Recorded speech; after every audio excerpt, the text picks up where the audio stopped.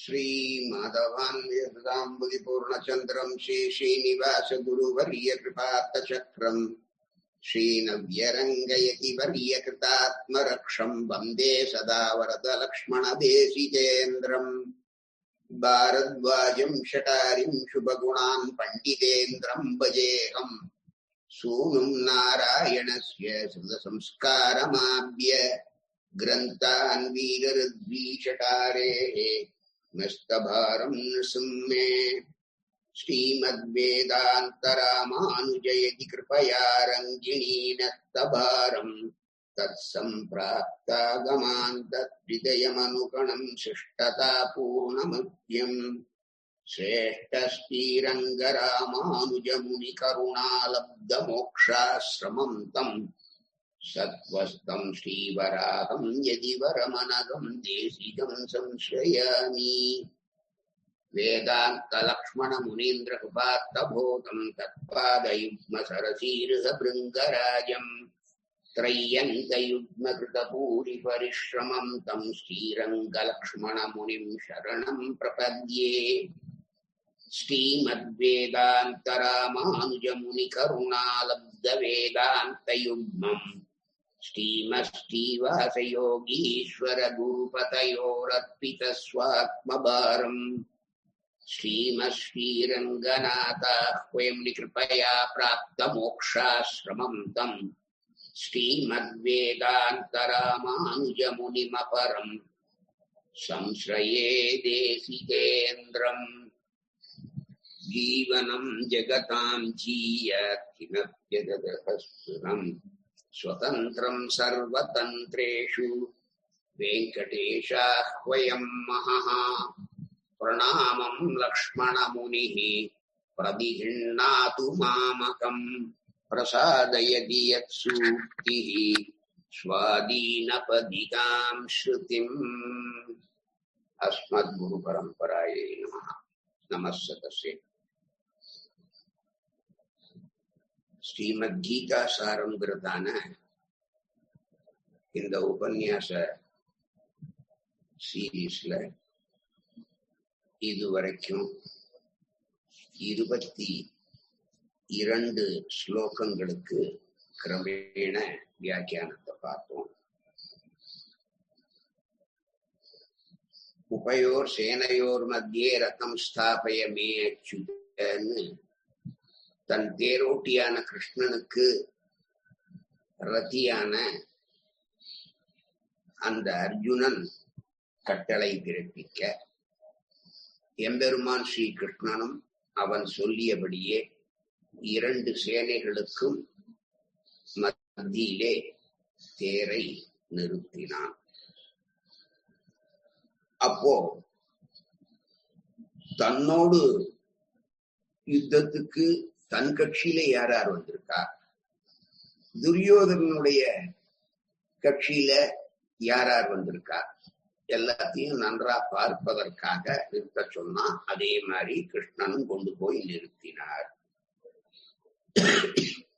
யோஸ்யமானானவேக்ஷேஹம் யத ஏதே அத்ர சமாகதாஹ தார்த்ரராஷ்ட்ரஸ்ய துர்புத்தேஹ யுத்தே பிரியசிகீஷ்வஹான்னு அடுத்த ஸ்லோகம்.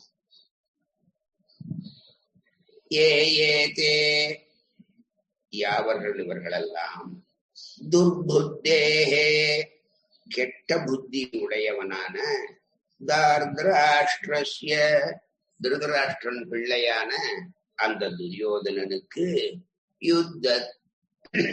யுத்தே போரிலே பிரியசிகீர்ஷவஹ அவனுக்கு தன்னுடைய அன்பை வெளிக்காட்டுவதற்காக அவனுக்கு ஒரு பிரியத்தை செய்ய விரும்பியவர்களாக அத்திர அந்த எதிரியான கௌரவ சேனையிலே சமாகதாக கூடியிருந்தவர்களான யோஸ்யமானானு யுத்தம் யாரார் செய்ய போகிறார்களோ அவர்களை அகம் அர்ஜுனனான அடியேன் அவேக்ஷே காண்பேன்னு சொன்னான். இங்கே கெட்ட புத்தியுடைய திருதராஷ்டிர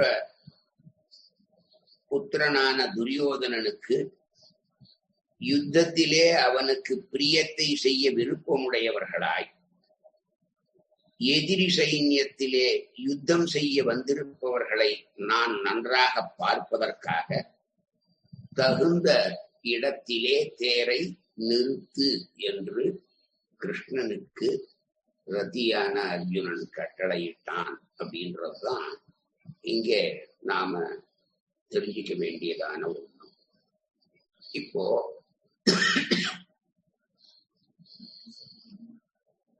குந்தியினுடைய புத்திரனான அர்ஜுனன் உபயோர் சேனையோர் மத்தியன்னா ரெண்டு சேனைகளுக்கும் இடையிலே நிற்கின்றதான தன்னுடைய அந்த தன் படையில யாரா இருக்கா, எதிரி சேனையில யாரா இருக்கா அப்படின்றத தெரிஞ்சுக்கிறதுக்காக நிறுத்த சொன்னான். இங்க இந்த ஸ்லோகத்தில் முக்கியமா நாம ஒண்ணு பார்க்க வேண்டியது என்னன்னா, அர்ஜுனன் துரியோதனனை ஒரு தீய புத்தி உள்ளவன்னு சம்போதனம் பண்றார். ஏன் அப்படிங்கிறத தெரிஞ்சுக்கணும்.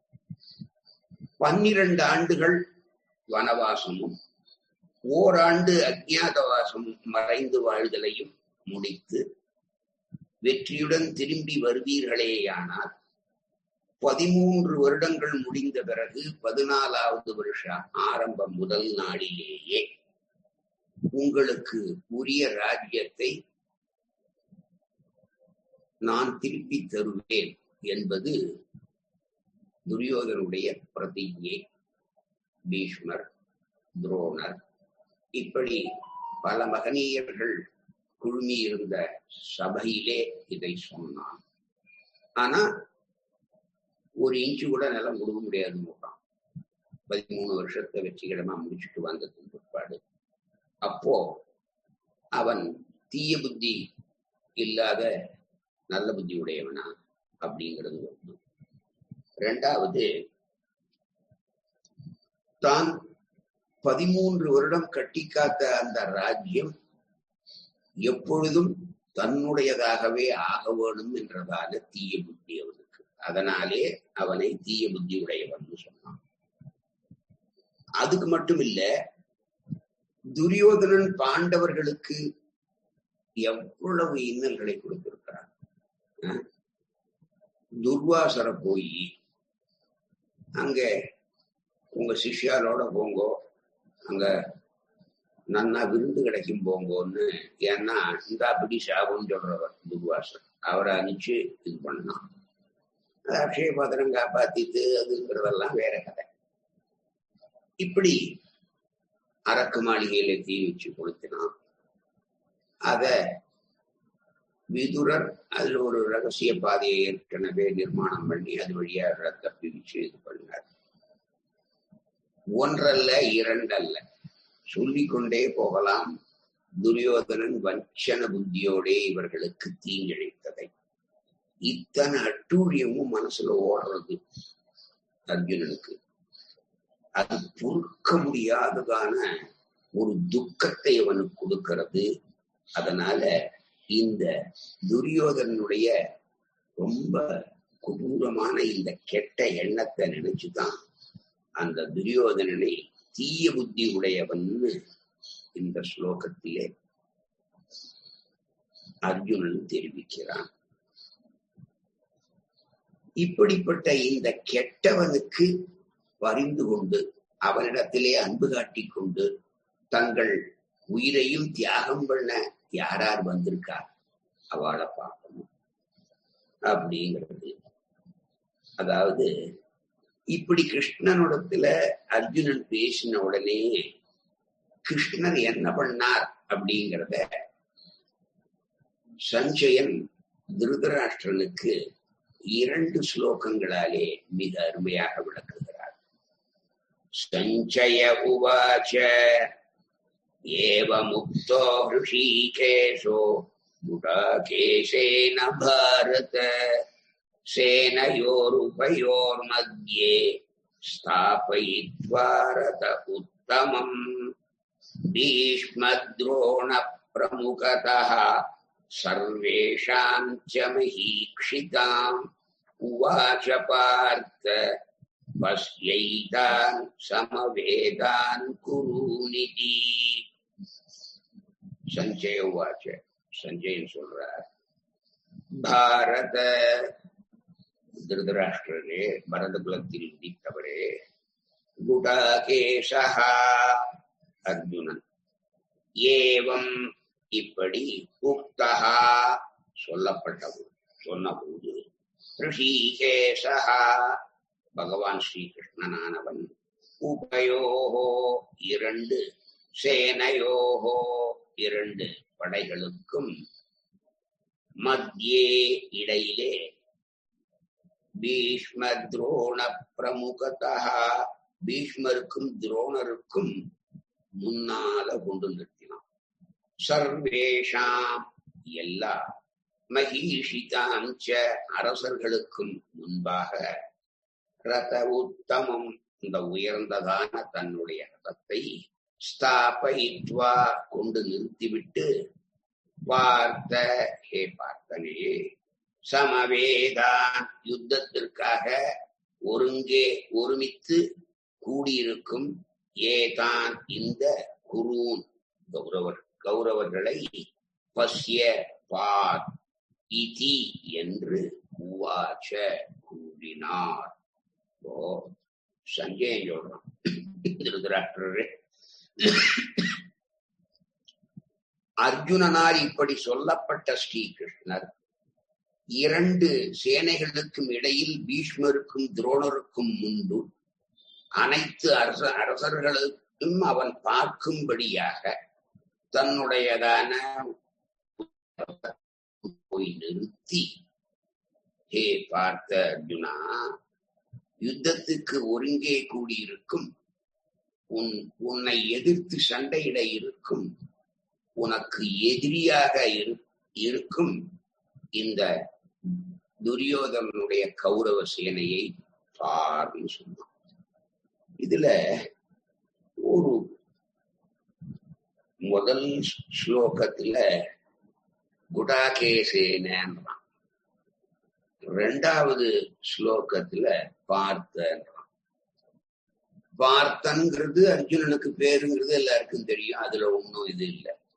அது என்ன குடாகேசகான்றான் அப்படின்னா, குடான்னா தூக்கம், கேசகான்னா அதை ஜெயிச்சவன், தூக்கத்தை ஜெயித்தவன். அப்போ இந்த தூக்கத்தை அப்படின்னா அதோட சோம்பல் தூக்கம் இவைகளை எல்லாம் வென்றவன் அர்ஜுனன் அப்படின்னு பகவான் தன் திருவாக்கினாலேயே வெளியிடுகிறான். அந்த பிரவிஷ்ட சாஸ்தா ஜனாதாம்னு சொல்றதுனால சர்வ நியந்தாவான எம்பெருமான் பக்தனான அர்ஜுனனுக்கு தான் பரதந்திரனாக ஆகிறான். யார் சுதந்திரனோ, யார் பரமாத்மாவோ, அவன் பிருத்தியனாக, ஒரு வேலைக்காரனாக, ஒரு டிரைவர் உத்தியோகம் பார்க்கிற மாதிரி ஒரு தேரோட்டியாக அவனுக்கு ஆகி, உபயோர் சேனையோர் மத்தியே ரத்தம் ஸ்தாபயமே அச்சுதேன அவனுடைய ஆக்ஞையை சிரசா மேற்கொண்டு, அதே போன்ற ரதத்தை ஓட்டிக்கொண்டு பீஷ்மருக்கும் துரோணருக்கும் முன்னாலே எல்லாரையும் பார்க்கும்படியாக நிறுத்தினான். இந்த இடத்துல யார் சொல்றத யார் கேட்கணும்? சர்வேஸ்வரனான பகவான் சொல்றத ஜீவாத்மா கேட்கணும். இந்த இடத்துல ஜீவாத்மாவான அர்ஜுனன் சொல்றத பரமாத்மா அத அப்படியே அடிபடுகிறான். அப்போ அவனுடைய சுவாதந்திரியம் போய் பாரதந்திரியம் முட்டிட்ட இடம் இந்த ஸ்லோகத்தினாலே எம்பெருமானுடைய சௌலபிய சௌசீல்யாதி குணங்கள் பறக்க வெளியிடப்படுகின்றன அப்படின்னு சொன்னா அதிலே கிஞ்சித்தும் மிக இல்லை. மகீஷிதாம்னு இன்னொரு பதம். அநாதரே ஷஷ்டி. இது வியாக்கரணத்துல முக்கியமான இடம். அது ஷஷ்டி விபக்தி, அதாவது ஆறாம் வேற்றுமை உருபுன்னு சொல்றோமோ தமிழ்ல. அது அங்க இருக்கிற எல்லா ராஜாக்களையும் லட்சியம் செய்யாமல் அவர்கள் முன்னிலையிலே ரொம்ப கம்பீரத்தோட கொண்டு போய் தேர நிறுத்தி அவர்களை பார்ன்னு எம்பெருமான் சொல்கிறானே. அப்போ சொல்றதோட மட்டுமில்ல, அந்த சேனையை அப்படி கையை காட்டி வேற பாக்குறான். அந்த பாருங்க சேனையை பாருன்னு சொல்றான். இப்ப பகவானுடைய ஆசிரிதமான பாரதந்திரியத்தை பீஷ்மருக்கும் துரோணருக்கும் நடுவுல தானே எழுத்தாப்புல கொண்டு போய் சேனையில் நிறுத்திருக்கான். அப்போ இவனை மிக அருகாமையிலே, ஏன்னா அவ ரெண்டு பேருக்கும் தெரியும் கிருஷ்ணன் பரபிரம்மம், சாக்ஷாத் ஸ்ரீமன் நாராயணன் தான் கிருஷ்ணனா வந்திருக்கான்னு. அப்படி அவர்கள் பார்க்கும் அந்த சமயத்திலேயே தன்னுடைய பாரதந்திரியத்தை எம்பெருமான் ஸ்பஷ்டமா வெளிக்காட்டுறான். பீஷ்மருக்கு இது ஞாபகம் வருது. எப்போ சகஸ்ரநாமத்தை சொல்றாரே அப்போ விதேயாத்மான்னு அப்படியே இந்த காட்சி அர்ஜுனன் ஆக்ஞை பண்ண அந்த ஆக்ஞையை சிரசா வகித்து தான் தேர கொண்டு அவன் சொன்னபடியே நிறுத்தினாரோன்னு பகவான். இப்போ அத விதேயாத்மான்னு, இப்போ விஜிதாத்மா விதேயாத்மா அப்படிங்கிறதுக்கு சங்கர பகவத் பாதாள் விஜிதாத்மானா எல்லாரையும் வெற்றி கொள்பவன், அவிதேயாத்மானா யாராலையும் வெல்ல முடியாதவன், அவிதேயாத்மானா யாராலையும் ஜெயிக்க முடியாதவன்கிற மாதிரி வியாக்கியானம் பண்ணார். அப்போ ஆதிசங்கர பகவத் பாதாளுடைய சகசிரநாம வியாக்கியானத்துப்படி விஜிதாத்மா அவிதேயாத்மான்னு அங்கே பதத்தை பிரிச்சுக்கணும். ஆனா பராசர பட்டர் விஜிதாத்மா எல்லாரையும் வெல்பவன், விதேயாத்மா தன்னை சரணாகதி, தன் திருவடியிலே சரணாகதி பண்ண பக்தாள் இருக்காளே, பாகவதாள் இருக்காளே, அவர்களிடத்திலே தோற்பவன். இதத்தான் கூடாரை வெல்லும் சீர் கோவிந்தான்னா. இந்த கோவிந்தன் யாரு? மாடு மேய்ச்சவன். கோன்னா வேதம், இந்த அதைய அளப்பரிய அந்த வேதத்துக்கு உட்பொருளா இருப்பவன் யார்? எம்பெருமான் பகவான் ஸ்ரீமன் நாராயணன் தானே. அந்த நாராயணன் தன்னை கூடாதவர்களை வெல்வான், தன்னை கூடியவர்களிடம் தோற்பான். இத நிறைய இடத்துல நாம பார்க்கலாம். யுத்தம் அது முன்னையே சொல்லியிருக்கேன். யுத்தம் நடப்பதும் அதிலே பல உயிர்கள் மடிவதும் தர்மபுத்திரனுக்கு ஒரு ஏற்புடையதான செயலா தெரியல. அதனால இந்த போரை நிறுத்துவதற்கு யாராவது ஒரு நல்ல யோசனைய சொல்ல மாட்டாளா அப்படின்னு ஒரு மந்திராலோசனை சபையை கூட்டுறான். அப்போ அந்த மந்திராலோசனை சபையில ஒவ்வொருத்தரும் ஒண்ணு சொல்றான். பீமன் காட்டுக்கு தர்றான். என்ன இந்த பாஞ்சாலி நிக்கிறாளே, 13 வருஷமா அந்த கூந்தல முடியாத அவளை பார்த்தும் சண்டைய வாண்டாம், சமாதானம் போனோன்றிய, நீ மனுஷனான்னு கேட்டான். ஒண்ணு. அர்ஜுனன், ஏன் என்னுடைய போர் திறமை மேல உனக்கு நம்பிக்கை இல்லையா அப்படின்னு கேட்கிறான். இப்படி ஒவ்வொருத்தரா கேட்டு வரும்போது சகாதேவன் ரொம்ப ஈஸியா நிறுத்திடலாம், சண்டையே இல்லாத பண்ணிவிடலாம். என்ன பண்ணணும்?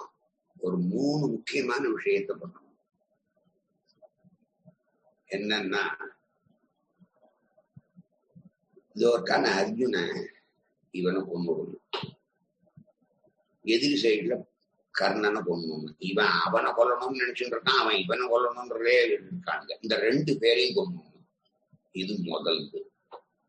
இருக்காளே திரௌபதி, இவளை இழுத்து வச்சு மழை மழைன்னு தலைய சரைச்சு மொட்டை அடிச்சுக்கணும். ஏன்னா அந்த தலைய முடிக்காததானே இப்ப நம்ம கிட்ட இது பண்ணிட்டு இருக்கா. அதனால இவளை நன்னா மயிர் இருந்தா தானே முடிய முடியும், கூந்தல் இருந்தா தானே முடிய முடியும். அதனால மொட்டைச்சு எங்கேருந்து முடிஞ்சுப்பா.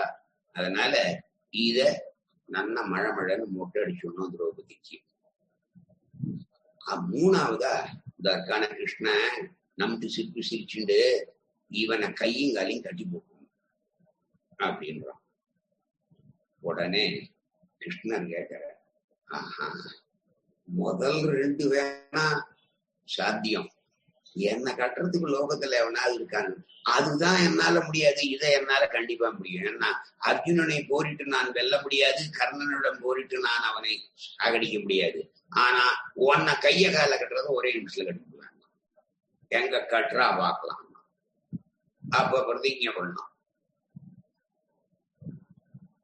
எங்களிடம் உனக்கு அன்பு இருக்கிறது உண்மையானால், நாங்களும் உன்னுடைய அந்த அன்பை பிரதிபலிப்பவர்களாக இருப்பது சத்தியமானால், உன்னுடைய கை கால்கள் கட்டப்படட்டும். கயிறு வேண்டாம், ஒண்ணு வேண்டாம், கட்டப்படட்டும்.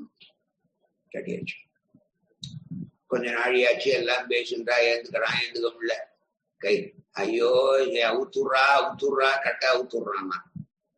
எம்பெருமான் சர்வஜனாச்சே, அந்த சர்வஜனுக்கு கேவலம் இந்த பாச பிணைப்புனாலே ஒரு பந்தத்தை ஏற்படுத்தினானே, இந்த கட்டினானே சகாதேவன், அதை அறுத்துக்க முடியாத? கண்டிப்பா முடியும். இருந்தாலும் பண்ணல. அதான் தன்னை அனாசிரித்தவர்களை அவன் வெல்வான், தன்னை ஆசிரித்தவரிடம் அவன் தோற்பான். கூடாரை வெல்லும், கூடியவரிடம் தோற்கும். இதுதான் ஆண்டாளுடைய ஸ்ரீசுக்தியினுடைய அற்புதமான அர்த்தமும் கூட. அதைத்தான் இங்க சொல்றான். துரோணர் பார்க்கிறார், பீஷ்மர் பார்க்கிறார். என்ன போரிலே எங்க கிருஷ்ணன் இருக்காதோ அங்கதான் ஜெயிக்க போறாங்கிறது, இவன் அயோக்கியங்கிறது அவ 2 பேருக்கும் தெள்ள தெளிவா தெரியும். இருந்தாலும் தான் சார்ந்த இதுக்காக சண்டை போடணுமேன்னு இருக்கிறவன். அவளும் பஞ்சபாண்டவர்களை நான் கொல்ல மாட்டேன்னு பிரதிஜை வேற பண்ணிட்டு இருக்காரு. ஏன்னா அவங்களும் உன்ன மாதிரி குருவம்சத்து அரசர்கள் தான். அதனால நான் குருவம்சத்தை காப்பாற்றுவேன்னு பிரதிஜை. அதனால அவள் 5 பேர்ல யாரையும் நான் கொல்ல மாட்டேன் அப்படின்னு படைத்தளபதியாக ஆவதற்கு முன்னாலேயே திருதராஷ்டிரன் முன்னிலேயே துரியோதனிடத்துல சொல்லிட்டு வந்தவர் பீஷ்மர். அப்போ பீஷ்மர் பார்க்கிறார், இந்த லோகமே அவனை எவ்வளவு இதா பண்றது, அப்படிப்பட்டவன் இவ்வளவு சௌலபியனா சௌசீல்யனா, அவளுக்கு தேரோட்டும் வேலைக்கு சாரதியா வேலைக்காரனா அங்க நிற்கிறானே, இது என்ன விஷயம் அப்படின்னு ரொம்ப ஆச்சரியப்படுறார்.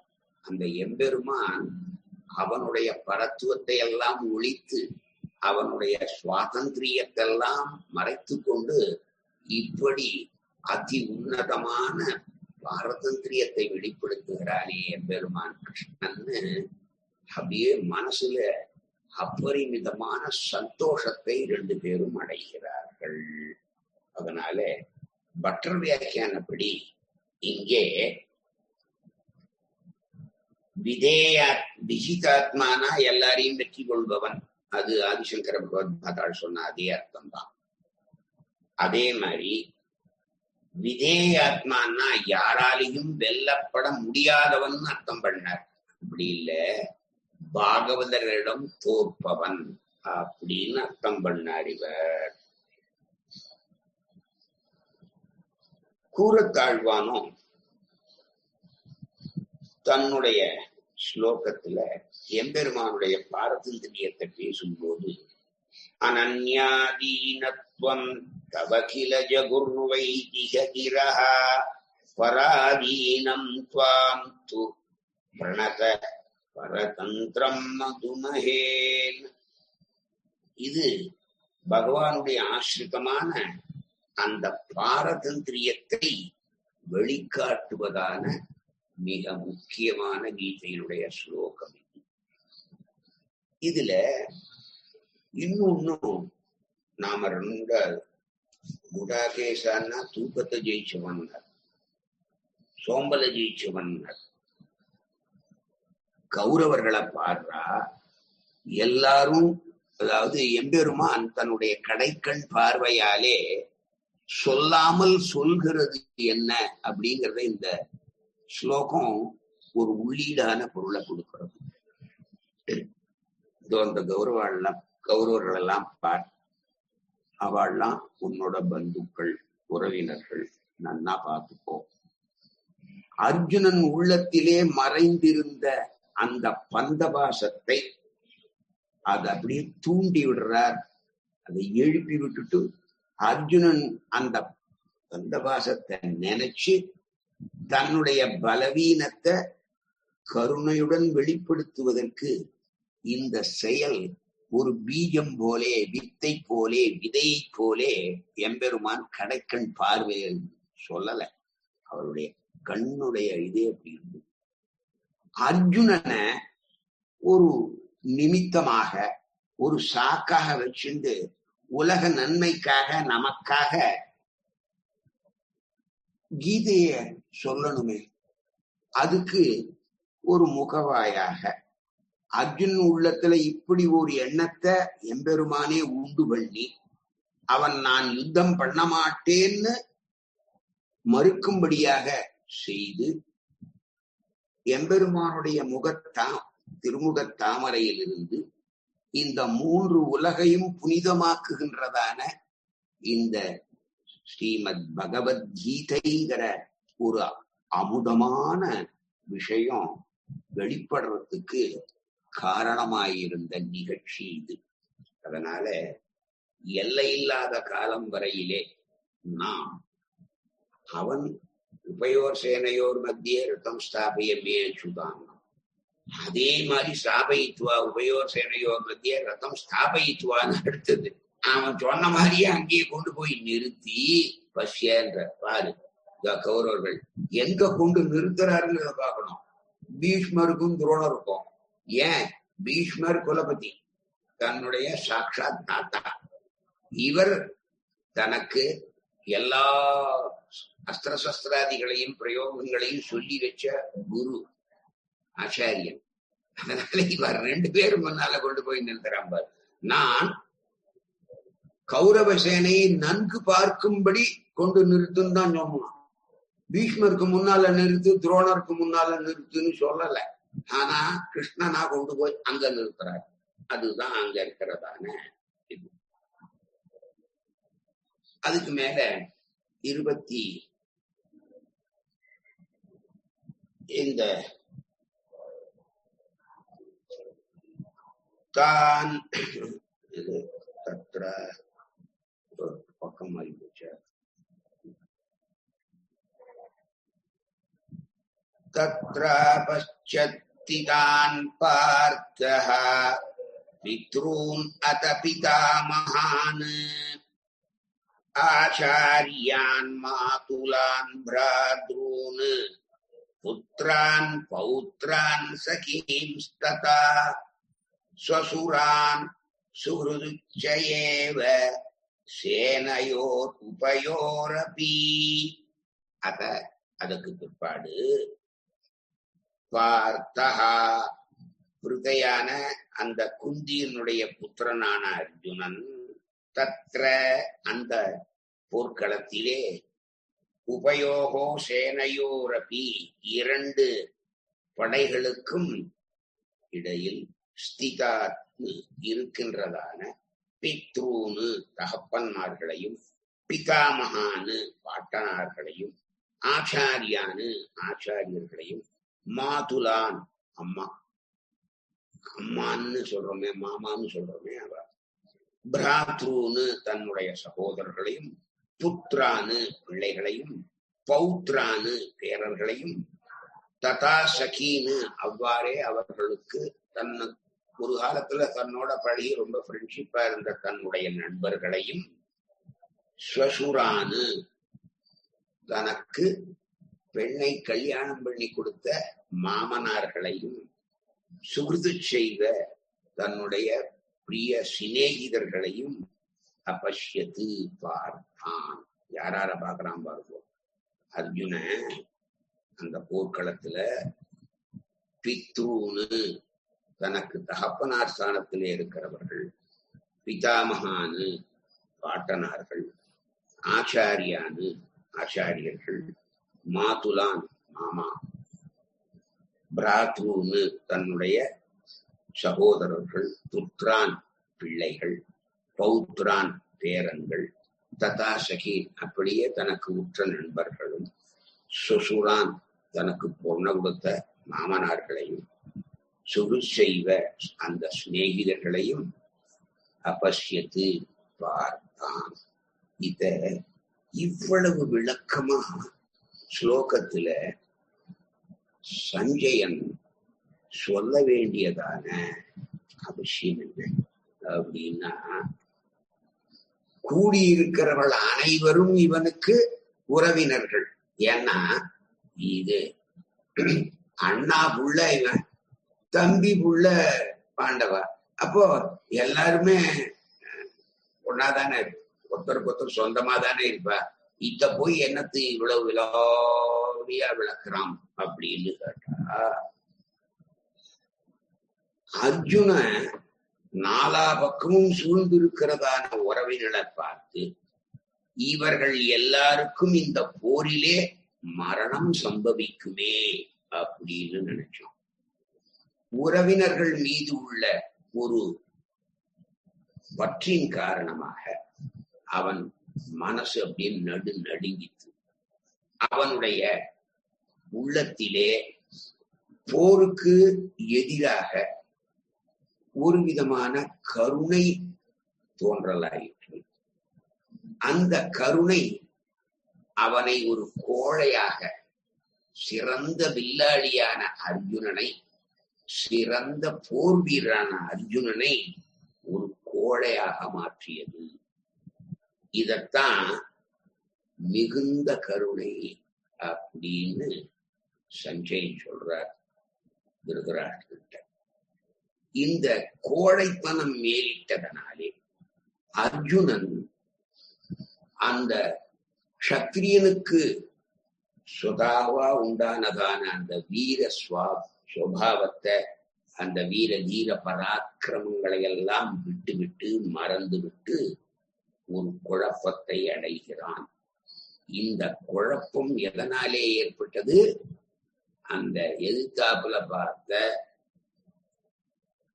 தாத்தாமார்களையும், தந்தைமார்களையும், சகோதரர்களையும், தோழர்களையும், மாமாக்களையும், தனக்கு பொண்ணை கொடுத்த மாமனார்களையும் எல்லாரும் பார்த்த உடனே இவனுக்கு அவர்கள் மேலே ஒரு கருணை தானாக உண்டாயிற்று.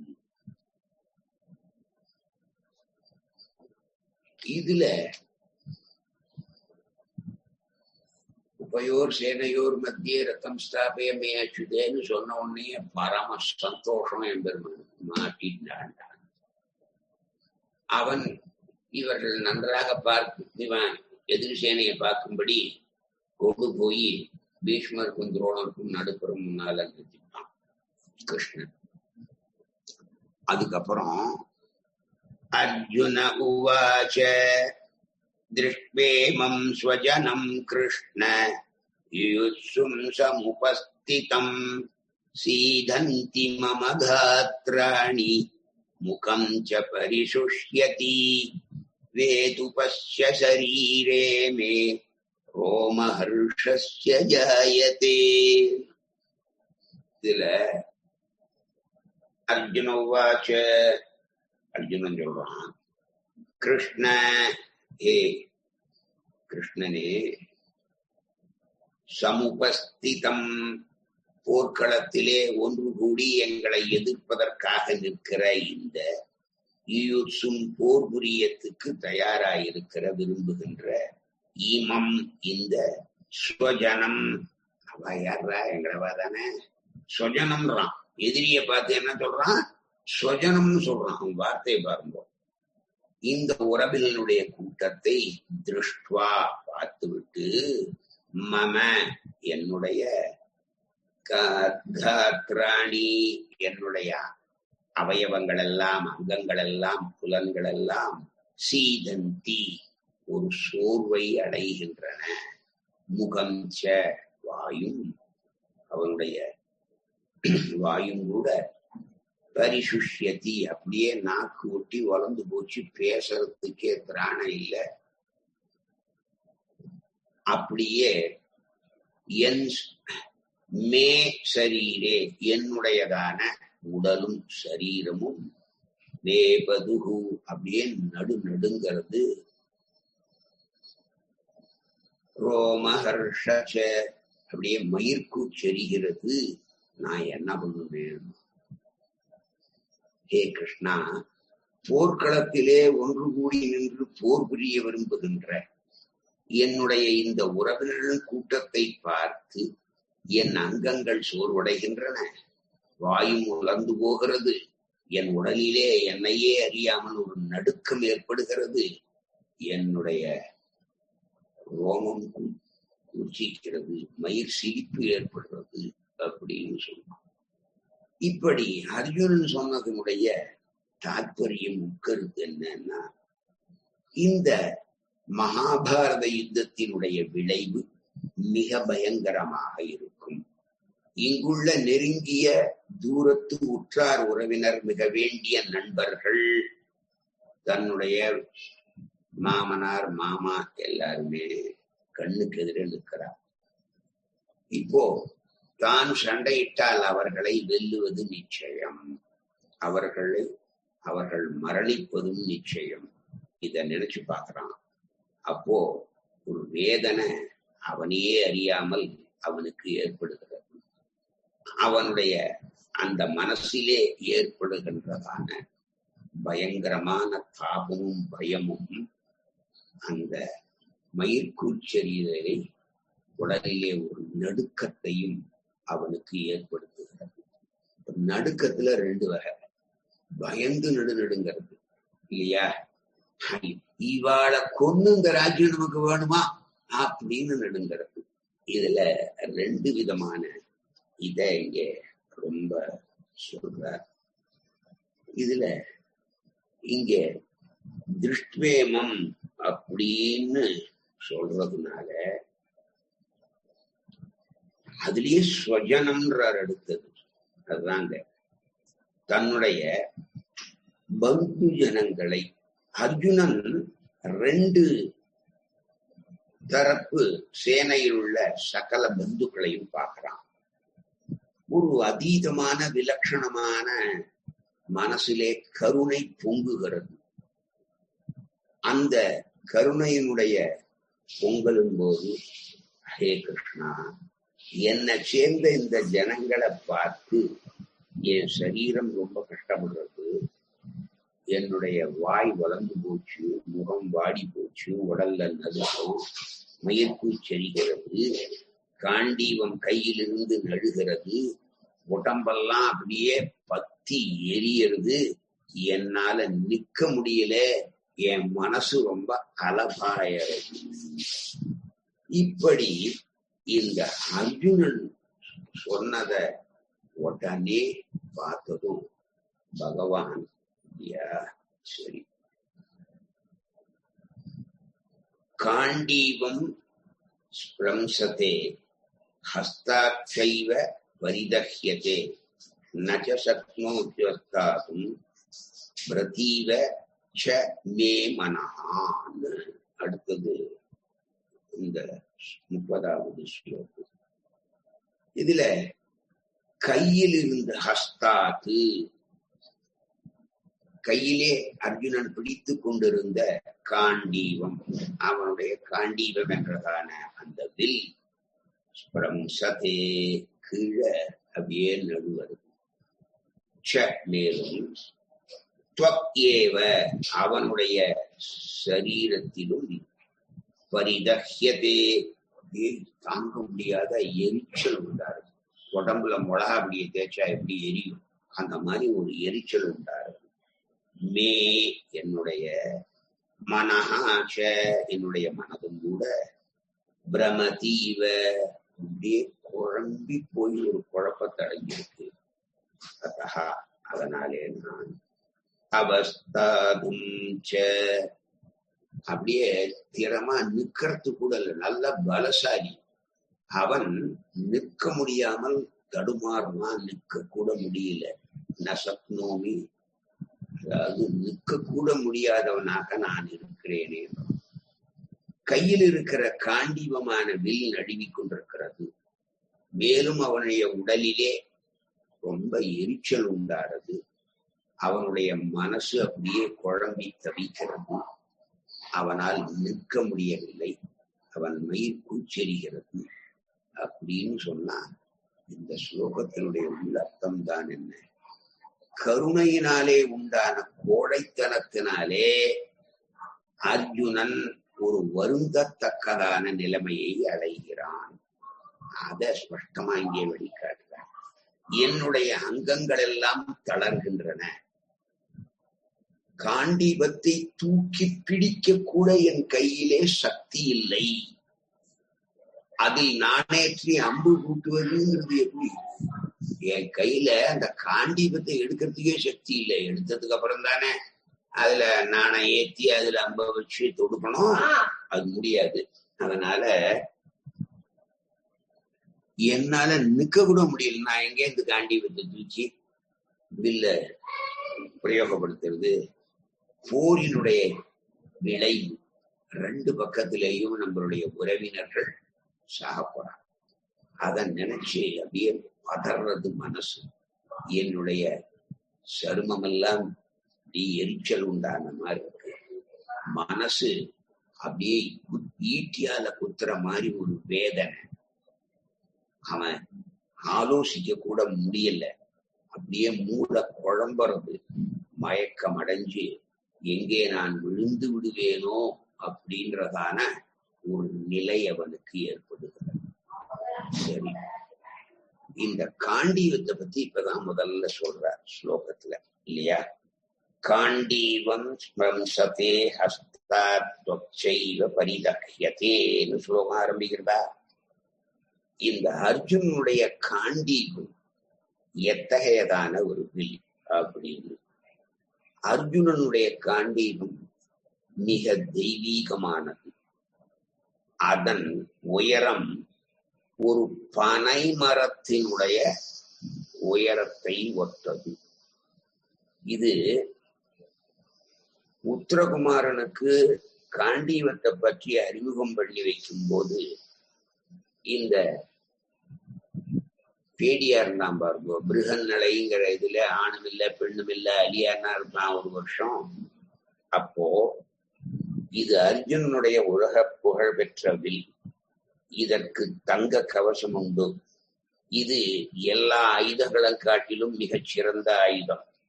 1,00,000 ஆயுதங்களுக்கு சமமானமான சக்தி உடையது. இந்த வில்லின் உதவியால் தான் அர்ஜுனன் தேவர்களையும் மனிதர்களையும் எப்பொழுதும் வெற்றி கொள்கிறான். ரொம்ப விசித்திரமான வில் இது. பல வர்ணங்கள் கொண்டது. மிக அற்புதமானது. ரொம்ப மழமழன்னு மிருதுவா இருக்கும். ரொம்ப பெருசு. இதை தேவர்களோ அசுரர்களோ கந்தவர்களோ யாரும் எதிர்கொள்ள முடியாதபடி அந்த வில்லுக்கு பூஜை பண்ணிட்டு போடுவா வாழலாம். இது இந்த பிரம்மதேவன் 1000 வருஷம் இந்த காண்டீவத்தை பூஜித்தான். 503 வருஷம் பிரஜாபதி. இந்திரன் 85 வருஷம் பூஜிச்சாங்க. சந்திரன் 500 வருஷம் பூஜிச்சான். வருணதேவன் 100 வருஷம் அதை பூஜை பண்ணான். இப்போ அப்படிப்பட்ட அந்த வில் அர்ஜுனுடைய காண்டீபம் என்ற வில். இது அர்ஜுன அந்த காண்டவ வனத்தை எரிச்சு அத அக்னி தேவனுக்கு சமர்ப்பிச்ச போது அந்த அக்னி பகவான் வருணன் மூலமாக இந்த அர்ஜுனனுக்கு இந்த காண்டீபத்தை கொடுத்தார் என்பது மகாபாரதத்திலே ஆதி பர்வத்தில வியாசர் காட்டுறதான காண்டீபத்தினுடைய பெருமை. இப்படி அவ்வளவு மிகச்சிறந்த வில்லாடியாக இதுவரைக்கும் அர்ஜுனன் யார்கிட்டயுமே தோத்ததே கிடையாது. அந்த மாதிரி வீர தீர பராக்கிரமத்தை உடையவனுக்கு ஒரு கோழைத்தனம் அவனுடைய மனசிலே வந்து மூழ்கிறது. அது அந்த அர்ஜுனுடையதான ஒரு வருத்தமற்ற நிலையை சொல்லிவிட்டு அப்புறம் எவன் போருக்கு கிளம்புறதுக்கு முன்னால நான் ஒத்தனா அந்த கௌரவ சேனையை யார் இருந்தாலும் துவம்சம் பண்றேன்னு சூளுரைச்சுக்கிட்டு வந்தவன் திரௌபதியும் இருக்கா. கவலைப்படாத திரௌபதி, இன்னைக்கு ஒரே நாள்ல எல்லாத்தையும் பண்ணிட்டு வந்துடுறேன் அப்படின்னு ரொம்ப ஆவேசமா அவ்வளவு சூளுரைச்சுட்டு வந்தவன் மனசு எப்படி குறைஞ்சி முடிச்சுப்பாரு.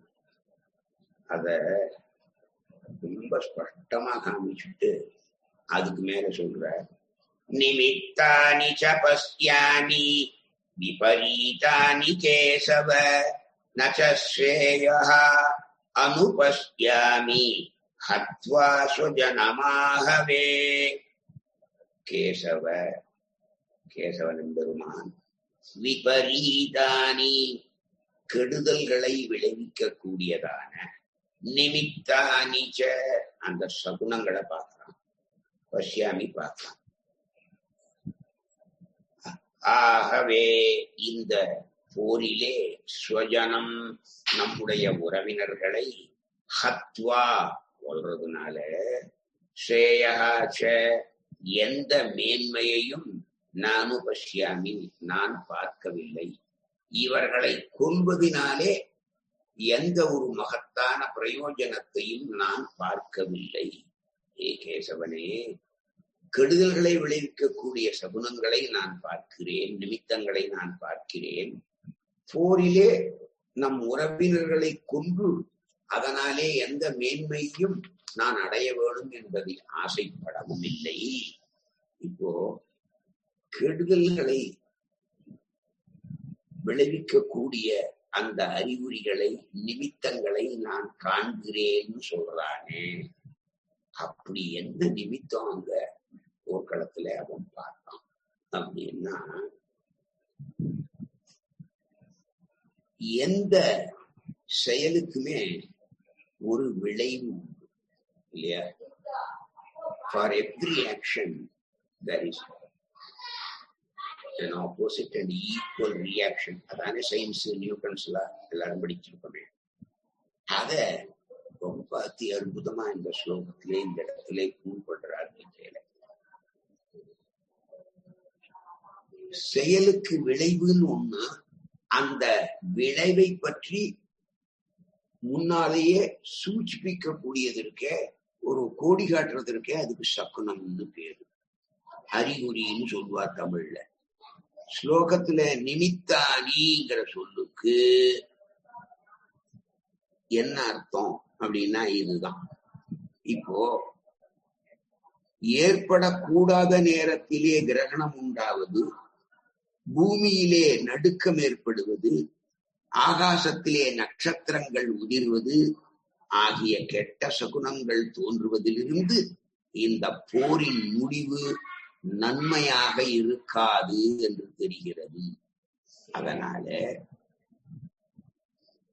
அர்ஜுனன் சொல்றான், தனக்கு தெரிஞ்ச வரையிலே போரிடாமல் இருப்பது இருவருக்குமே நல்லது அப்படின்னு மனசுல உள்வாங்கிக்கிறான், திருடமா நினைக்கிறான். போரிலே நம்முடைய உறவினர்களை கொல்வதனாலே என்ன பெரிய மேன்மை கிடைச்சிட போகுது? ஒண்ணும் கிடையாது. நம் கூட பிறந்தவர்களையும் உறவினர்களையும் போரிலே நாம் கொன்று வெற்றி கொண்டோமே ஆனால் அதனால என்ன பெரிய நன்மை உண்டாக போறது? இதுல நம் மக்களை, நம் பந்து ஜனங்களை நாம் கொல்வதாலே மனதிலே ஒரு பச்சாத்தாபம் இருக்கத்தானே இருக்கும், மனசனுடைய கலக்கம் ஏற்படத்தானே ஏற்படும். இது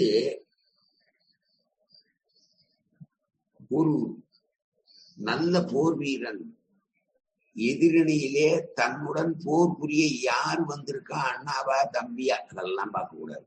அவன் எதிரி, அவனை நான் வெற்றி கொள்ள வேணும், இந்த ஒண்ணுதான் க்ஷத்ரிய தர்மம், அது ஒண்ணுதான் அவன் மனசுல இருக்கணும்.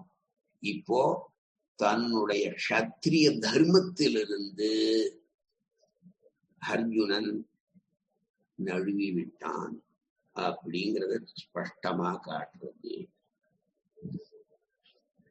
இப்போ தன்னுடைய உற்றார் உறவினர்களை கொல்வதாலே இதுல இன்னொரு இது, அங்க இந்த நிமித்தானியில அர்த்தம் பண்றவா சொல்றா, என்னென்ன துர்நிமித்தம் ஏற்பட்டது அதுல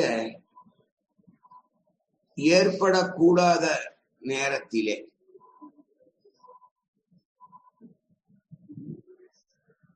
சதுர்தசி ஆரம்பிச்ச உடனேயே கிரகணம் வருது. எப்படி வருது? அது பூர்ண பௌர்ணமியில வரணும், இல்ல அமாவாசையில வரணும். இது அது அந்த மகாபாரத கதை எல்லாருக்கும் தெரியும். ரொம்ப இதா தர்ப்பணம் பண்றான் கிருஷ்ணன். உலகமே பாருது, என்னடா இன்னைக்கு போய் நாளைக்கு தானே அமாவாசை, இன்னைக்கு இது என்னைக்குமே பொய்யே சொல்லாத சகாதேவன் நாள் குறிச்சு கொடுத்தான். யாருக்கு? துரியோதனன் வந்து கேட்டான், டேய் நான் எந்த நாள்ல சண்டை போட்டா ஜெயிப்பேன்டான்னு. நீ இந்த நாள்ல சண்டை போட்டு ஜெயிப்பேன்னு அவனுக்கு உண்மையை சொல்லிட்டான். அது கிருஷ்ணனுக்கு பொறுக்கல. ஏண்டா அவனுக்கு ஒன்ன அடிக்கிறதுக்கு அவன் நாள் பார்த்து கொடுக்க சொல்றான், அத்தையும் நீ ஒழுங்கான நாளா குறிச்சு கொடுக்குறியேன்னு என்ன பண்றது அப்படின்னு விட்டு சரி ஏதோ மாத்தி கொடுவோம்னு தோணித்து. அதனால சதுர்தசி அன்னைக்கே இது பண்ணிட்டார். என்னடா கிருஷ்ணன் தர்ப்பணம் பண்றாங்க, என்னடா விஷயம் அப்படின்னு பார்த்தா, அங்கே தேவலோகத்துல சூர்யா சந்திராலுமே ஆச்சரியப்படுறாங்க. என்ன பகவானே நீ தர்ப்பணம் பண்றானே, நாளைக்கு தானே கிரகணம், நீங்க நானும் ஒருத்தருக்கு ஒருத்தர் மறைக்கிறது நாளைக்கு தானே, இன்னைக்கே தானே. சரி, இப்போ சூரியனும் சந்திரனுடைய சேர்க்கை தானே கிரகணம் இல்லையா? ஒருத்தன் மறைக்கிறது தானே கிரகணம். அதுல பண்ண உடனே ரெண்டு பேரும் நேரா கிருஷ்ணனையே கேட்டுடுவோம் அப்படின்னு வரா. கிரகணம்னா என்னன்னு கேட்கிறார். அது ஒரு பூர்ணச்சந்திரன்லேயோ இல்ல ஒரு அமாவாசையிலேயோ, அது சூரியன் சந்திரனை மறைக்கிறதோ, சந்திரன் அதனாலதான் அது இது பூமியை மறைக்கிறது, சந்திரன் மறைக்கிறது அப்படிங்கிறதுனால கிரகணம் ஏற்படுறது. உனக்கு தெரியாதா கிருஷ்ணா? ஏங்களை கேட்கிறேன். சூரியனும் சந்திரனும் சேர்வது தானே கிரகணம். இப்ப நான் கிரகண தர்ப்பணம் பண்ணேன். ஏன் பண்ண தெரியுமா? நீங்க ரெண்டு பேரும் சேர்ந்துருக்கல. சூரியன் சந்திரனும் சேர்ந்தா கிரகணமா? அப்ப சூரியன் சந்திரன் நீங்க ரெண்டு பேரும் சேர்ந்துருக்கலாம், பண்ணதுல என்ன தப்பு? நான் ஏன்டா இவனை கேட்டோம் நான் எடுத்தவ. அந்த மாதிரி இந்த குறித்து கொடுத்த நாளையே மாத்திவிட்டான் பகவான் தன்னுடைய அகடித்தக்கிட்ட நான் சாமர்த்தியத்தினாலே. அதனாலே அது ஒரு துர்நிமித்தம். அப்புறம் போருக்கு கிளம்புறா. அங்கே எரி நட்சத்திரம் விழுது. நட்சத்திரம் எரிஞ்சு எரி நட்சத்திரமா கீழே வருது. அது ஒரு துர்நிமித்தம். இப்படி அப்புறம் ஒரு எர்த்குவேக் வந்தது. அதான் அந்த இதுல சொல்றாட நிலநடுக்கம், பூமி நடுங்கிறதுன்ற பாருங்க, அது வந்து இது மூணையும் துர்நிமித்தமா பார்க்கறான். அதனால அதை சொல்றான். அதை ஏற்படுத்தியதே பகவான் தாங்கிறத அவன் தெரிஞ்சுக்கல. அதான் தன்னுடைய கூட பிறந்தவாளையும் தன்னுடைய உறவினர்களையும் தனக்கு மிக நெருக்கமாக தனக்கு பொண்ணு கொடுத்தவா மாமாக்கள், இப்படி இவர்களை எல்லாம் கொல்வதனாலே தாத்தா ஆச்சாரியன் துரோணர் இவாளெல்லாம் கொல்றதுனாலே நமக்கு என்ன பெரிய மகத்தான பிரயோஜனம் வந்துட போகுது அப்படின்னு மனசு குழம்புறது, உடம்பு எரியறது, நாக்கு வறண்டு போச்சு, உடம்புல தன்னுடைய சக்தி எல்லாம் போனது மாதிரி ஆயிடுது. ரெண்டு கால்களாலையும் நிக்க முடியல, தடுமாறலாம். அந்த காண்டீபத்தை அவனால பிடிக்க முடியல. ஏன்னா அது மகத்தான வில் இல்லையா, அந்த வில்ல பிடிக்கிறதுக்கு சக்தி வேணும். இவன் தான் சக்தியற்று இருக்கிறானே, அதனால அது பிடிக்க முடியல, கீழே நழுவுறது. அதனால இந்த மாதிரியான ஒரு சன்னிவேசத்தை இந்த இடத்திலே நமக்கு காட்டுறார். இதுல பலவிதமான அபசகுனங்களை பார்க்கிறேன். இதெல்லாம் ஏன் ஏற்பட்டது அப்படின்னு எவ்வளவு யோசிச்சு பார்த்தேன். என்னால அதுக்கு சரியான ஒரு பதில சொல்ல முடியல. ஒருவேளை இந்த போரினாலே மிக பெரிய பாதகம் ஏற்பட போறதுங்கிற சொல்ற துர்நிமித்தமா அவைகளை நான் கருதுகிறேன். அதனாலே சண்டையே வாண்டாமேன்னு நினைக்கிறேன் மனசுல. சின்ன கிருஷ்ணன் சொல்றான். இதுக்கு மேற்கொண்டு இருக்கிறதான விஷயங்களை நாளைக்கு அனுபவிப்போம்னு சொல்லுங்க. இன்றைக்கு நியமனம் வைக்கிறேன். கவிதார்கிய சிம்ஹாய கல்யாண குணசாலினே ஸ்ரீமதே வெங்கடேசாய வேதாந்த குரவே நமः.